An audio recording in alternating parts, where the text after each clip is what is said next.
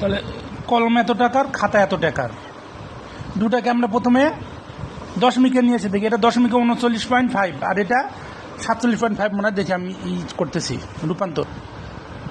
দেখো তাহলে খাতার এটা আমরা দশমিকে রূপান্তর করব। 1 2 4 8 16 32 আর ওখানে পয়েন্টের পর 1 আছে, মানে পয়েন্টের পর 1 থাকলে সেটা 0.5 হয় দশমিকে রূপান্তর করলে। আচ্ছা তাহলে এখানে আমাদের হচ্ছে 47.5 দশমিকে।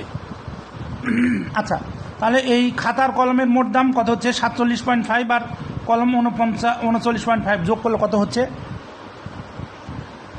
এই দুটো যোগ করতেছি 39.5 47.5। আচ্ছা পাশে পাশে 10-এর শূন্য হাত থেকে 1 1 এবার চলে আসলো, 9 1 10 10 আর 7 17 17 7 হাত থেকে 1 3 1 4 4 আর 4 8 87 যোগ করলে কত হচ্ছে? 87 হচ্ছে। তাহলে 100 থেকে 87 বাদ আমরা অবশ্যই এখন পারবো। তাহলে এখন মোট টাকা দিয়েছে 100 টাকা, আর ফেরত দিবে কত? তাহলে খরচ হয়েছে কত খাতার কলমে? 87 টাকা। তাহলে 100 থেকে 87 দুয়ের পরিপূরকে বিয়োগ করতে হবে। তাহলে আমাদের পার্থক্য 13 বের হবে। 13।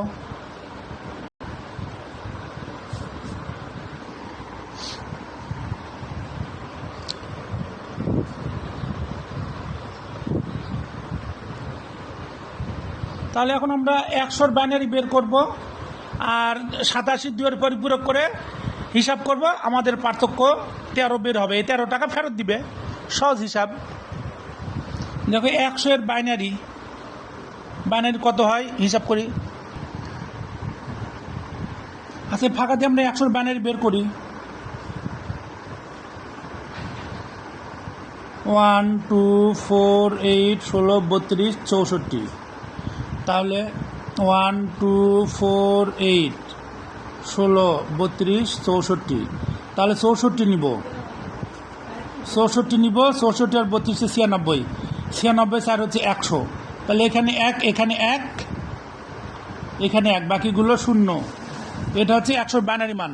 তাহলে 100-র বাইনারি মান আমরা পেলাম। 100-র বাইনারি মানটা আমরা এখানে লিখি 1 1 0 0 1 0 0। 100-এর বাইনারি আমরা পেয়ে গেলাম। এখন 87-এর বাইনারি, এটা দশমিক সংখ্যা, এটাও দশমিক সংখ্যা। আচ্ছা 87-এর বাইনারি মান, তাহলে আবার আমরা হিসাব করি এখানে 87-এর বাইনারি ওটা সমান সমান 100। আর আমরা 87-র জন্য আমরা নিচে আবার একটু করি। 87-র জন্য আমরা নিব কত? 64 নিব।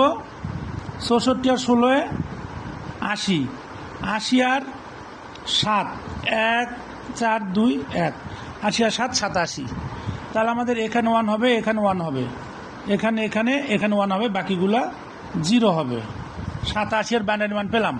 তাহলে 87-এর বাইনারি মান কত পেলাম?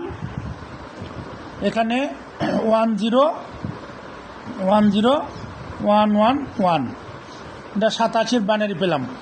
এখন 87 দুয়ের পরিপূরক করে 100-র বাইনারি মানের সাথে যোগ করে দিলে আমাদের ওই যেই টাকা ফেরত দিবে 13 টাকা, ওটা আমরা পেয়ে যাব। ওকে 8 বিট আমরা এখন হিসাব করি। এটা 8 বিট রেজিস্টারে হবে। হ্যাঁ, এই জন্য 87-এর 8 বিট মান। এখানে আছে 7 বিট, তার সামনে একটা 0 নিব।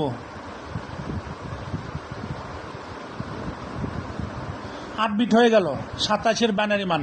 এর একের পরিপূরক করব। তাহলে 0 0 0 1 0 1 0 1, একের পরিপূরক। 87-এর একের পরিপূরক, একের পরিপূরক পেলাম 87-এর। এর সাথে আমরা একটা 1 যোগ করবো, তাহলে 2-এর পরিপূরক। 87-এর 2-এর পরিপূরক। তাহলে কত পেলাম আমরা? 1 1 0 0 1 0 1 0 1, বাস। এখন এটা 87-এর 2-এর পরিপূরক আর হচ্ছে যে 100-র বাইনারি মানটা যোগ করে দিলে পার্থক্য বের হয়ে যাবে।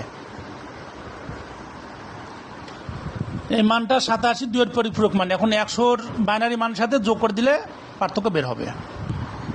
এখন 100-র বাইনারি মানটা এটা লিখি আমরা। এখানে 8 বিট নিতে হবে।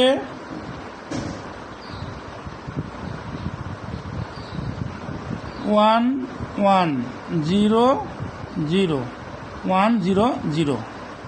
7 বিট আছে, বামে একটা 0 নেবে, 8 বিট। আর 87 এর এই মানটা 1 0 0 1 0 1 0 1।